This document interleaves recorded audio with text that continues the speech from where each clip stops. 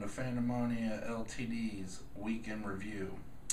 It's basically going to be a 2-weekend review. We didn't get to do one last week for the previous week because we sent out an invitation to our first fan letter, Shane Morris, to get on the show, and after numerous attempts to get him on the show and set up recording dates, he failed to show up. So, Mr. Morris, hopefully you can join us for our Super Bowl preview. Anyways, let's speed through this here. We're going to start talking about the divisional round, which obviously was a couple weeks ago. Our picks went 0-4, and the games were a bore. And there's not really much to talk about. They're not worth talking about. I don't know if you could pick any more horrible playoff games. None of the games were interesting. Atlanta got blown out, looked pathetic at home. They look like some of June Jones' old teams not knowing how to play some defense. The Jets, they beat the Patriots, and the score ended up being closer than what the game really was. It was a pretty pathetic game itself, too. Bears pounced the Seahawks. I guess Pete Carroll couldn't resurrect that lucky streak like we predicted. And then Baltimore just blew it. They just gave in the second half and just looked like a horrible team. So, let's go to the championship round. We went 2-0. We bet on the Packers. The Packers, they beat the Bears. The Bears shut them down a little better than Atlanta did, and I think the Bears were a subject of one of the things that we're going to talk about later in the show, which is bad coaching. Definitely came down to the wire. Jay Cutler's been taking a lot of criticism for coming out of the game, but, you know, got a bum knee, you know. He wasn't doing nothing when he had the good knee going on, so what was a bum knee going to do him, you know? Try to pull the Willis Reed out, it wasn't happening. You know, this is professional football. Packers are one of the best defenses in the NFL. You got a quarterback with a bum knee. It's better to pull him out than, let him be out there like a sitting duck, looking like Bernie Kosar out there. Steelers, they're the Steelers. What can you say? The Jets gave it to all. Came down the wire. I think the Jets were subject to a little of the bad coaching decisions too. The Steelers pulled it out, looked like a great team in the first half. Then they kind of almost looked like the Baltimore game, in reverse. They almost blew the lead, they almost gave it up, and championship teams, they prevail. They got that first down to run out the clock, and that's all that mattered, but who knows how long they lost their center for. And that's very important, especially when you're going against B.J. Raji. But that's for another show. Let's talk about the bad coaching. I know it's easy to sit here as an armchair quarterback, and sometimes I wish I would have took my life in a different direction so I could enter the coaching.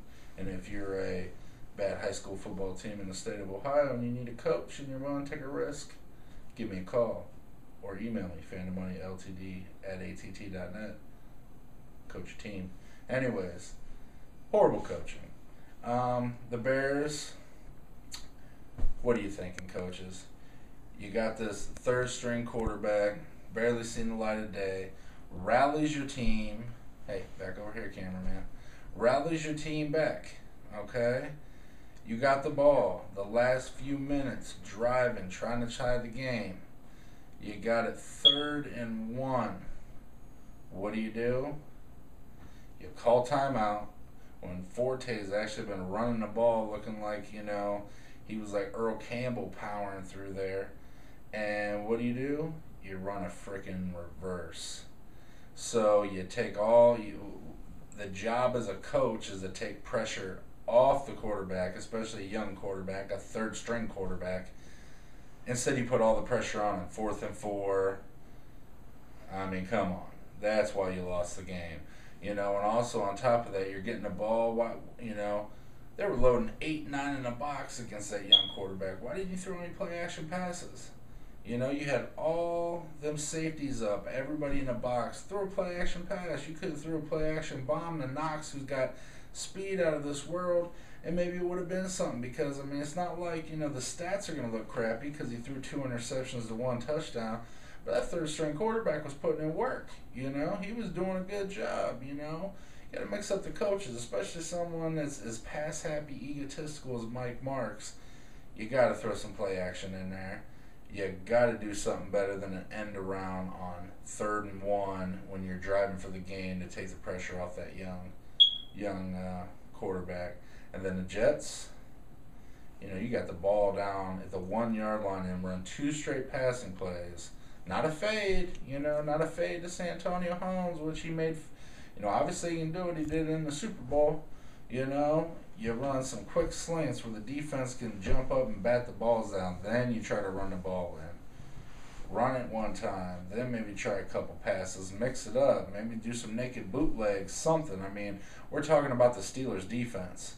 You know, you weren't playing the Browns or the Lions again. You know, you were playing the Steelers. You can't sit there and throw it 2 straight times from the 1 yard line, then expect to run the ball in. It ain't going to happen. You almost came back. You had the safety, you know, which was a result of, you know, a new center in there. But, I mean, come on. What's with these coaches? You're in the championship game. You're in the championship game because you've been doing good coaching all year long, and then you decide to blow it when the game counts. You're in the last minutes, and you have mental errors as a coach. Come on. Once again, high school football, you need a coach. Email me. All right. Now, let's talk about some of these coaching changes that have happened here. Quite a few firings. Couple of them I don't understand. Just do, you know, Eric Mangini gets fired as a Brown coach. I ain't mad at you. I understand it, but I don't understand the replacement. If you're going to fire him. Go for Gruden. That's what I expected, John Gruden. Let's go for a big name here in Cleveland. You keep messing around with all these coordinators, and we keep losing and shuffling the pieces and losing. Go for the proven coach. Throw the money at the proven coach. Then, on top of that, you know, now you're going to talk to a proven D coordinator. There was talks about you talking to Dick Duran and Dave Wanstead about the defensive coordinating job. So you're willing to pay top-notch coordinator money because you know they ain't going to take little BS money, little chump change. They're going to want top-notch money, former head coaches, but you won't go out after the big head coach, you know? I mean, that's why Cleveland's been losing since they've been back in the league, is because you won't go get that coach. Gruden should have happened. Holmgren had that you know, connection with Gruden. Very disappointing in that one. Tom Cable, a little disappointing as well. Thanks for the cough, cameraman. Appreciate it. You know, the Tom Cable thing, you know, he brought the Raiders back 8-8. They're 6-0 in their division, you know. But I understand, you know, Al Davis, you ain't getting along with the man, but the last man you never got along with was the aforementioned John Gruden, who you trade away, who went and won a Super Bowl. And you ain't won since you went to the Super Bowl. Basically, his team that, you know, somebody just basically Barry Switzer'd. And what we mean by Barry Switzerland around here is basically you just took some man's creation, you know, and rode the coattails to your way to success. Because obviously that coach, I can't even remember his name now, he did that good. So, you know, we'll see. Next topic we'll talk about, college basketball's warming up here. We got a new number one, Ohio State, looking real good. And as we're recording this right now, they had their first real test against Purdue, and man, they slaughtered Purdue. Slaughtered them, like 23-point win. I mean, Jared Sullinger is looking just unstoppable. I mean, there ain't very many teams out there that can stop that kind of center presence in college basketball. So, you know, the Big Ten schedule's tough, you know, but we'll see as the college basketball's heating up. You know, we got people falling, people losing, Syracuse losing. We got Duke losing, you know. Got San Diego State out there surprising some people. We got BYU, it's getting that time of year. Football's fading down and college basketball's picking up. It's the most exciting time of the year for a sports fan, folks. Last thing we're going to talk about, week in review, we're going to talk about the UFC. Big fan of the UFC. Big fan of mixed martial arts. I had my few bouts with mixed martial arts in my time, in my skinnier days, for numerous foot surgeries, happen. Big fan. UFC is a growing sport. It's doing good. The one thing I'm going to criticize UFC is they just had their Fight for the Troops, which is a great thing. They do a good thing raising cause for the troops with the brain injuries and stuff, which you guys need to look into that. The Intrepid Fund. Donate to the Intrepid Fund. The thing that I will criticize about, with as many talented mixed martial artists as they have, can you give us a good main event when you show some live TV, some free TV?